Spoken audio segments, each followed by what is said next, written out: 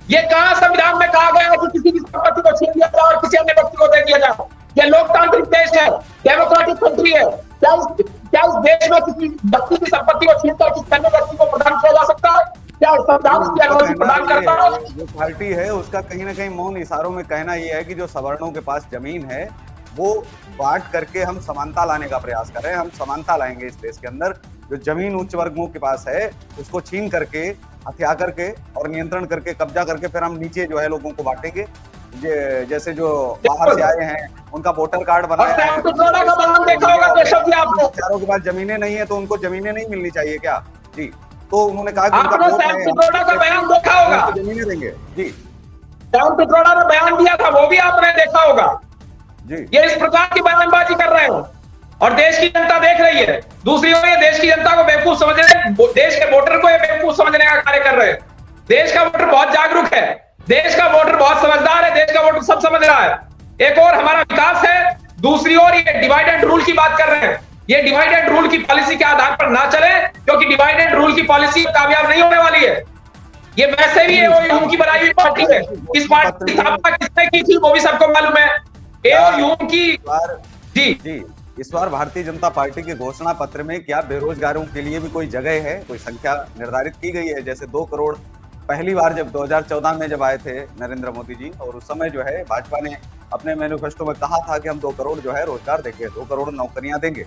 क्या इस बार भी उन्होंने 2024 के भी चुनाव में कुछ किया है? जैसे 30 लाख नौकरियों की बात कांग्रेस कर रही है, इंडी गठबंधन जो है कर रहा है, तो भारतीय जनता पार्टी इस बार बेरोजगारों के लिए क्या कर रही है? क्या उनके लिए कोई घोषणा पत्र में कहीं घोषणा की गई है? जी बिल्कुल, मैं बता देता हूँ। देखिए, हमने जो योजनाएं चलाई हैं, जो विकास किया है, उसके माध्यम से बेरोजगारों की आप बताएं। बेरोजगारों पर ही आ रहा हूँ मैं, बेरोजगारों पर ही आ रहा हूँ मैं, और कहीं नहीं जा रहा हूँ। मैं रोजगार की बात कर रहा हूँ, रोजगार को मुख्य बिंदु मान करके ही मैं बात कर रहा हूँ, और मैं रोजगार पर ही आ रहा हूँ, नहीं जाऊंगा मैं, इधर उधर नहीं जाऊंगा। रोजगार पर ही केंद्रित अपने विषय को रखूंगा, बेरोजगारी के विषय पर ही मैं बोलूंगा। आप चिंता मत करिए। और जहां तक बात है बेरोजगारी की, 60 साल तक इनकी सरकार रही, ये गरीबी हटाते रहे। 1971 में इंदिरा गांधी ने नारा दिया था गरीबी हटाओ का। उसके बाद इंदिरा जी भी गरीबी हटाती रही, राजीव जी भी गरीबी हटाते रहे, उसके बाद सोनिया जी भी गरीबी हटाती रही, उसके बाद मनमोहन सिंह की 2 सरकारें आई, वो भी गरीबी हटाती रही। अब ये राहुल गांधी गरीबी हटा रहे हैं, पता नहीं कौन सी गरीबी है। मुझे लग रहा है इनकी खुद की गरीबी है, तो ये कहना चाह रहे हैं, ये अपने जेब में पैसा भरना चाहते हैं। ये ऐसी कौन सी गरीबी है जिस गरीबी को कई सरकारें हटा चुकी, इनकी कई पीढ़ियां हटा चुकी, लेकिन ये गरीबी हटकर नहीं दे रही है।